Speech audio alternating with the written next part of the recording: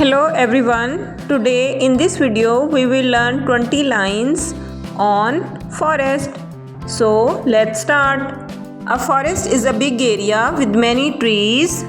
Forests are home to many animals and birds. Trees in the forest give us oxygen to breathe. Forests help keep the air clean and fresh. We get wood and paper from forest trees. Forests have many kinds of plants and flowers. Forests provide homes for animals. Forests have rivers, streams, and waterfalls. We can hear birds singing in the forest. Forests are important for our planet's health. We should plant more trees to grow the forest. Forests help stop soil erosion and landslides.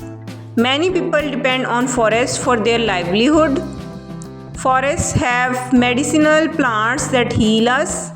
We can learn about nature by visiting forests. Forests are a great place for adventure and fun. We should protect forests from harm and damage. Forests help keep the weather cool and pleasant.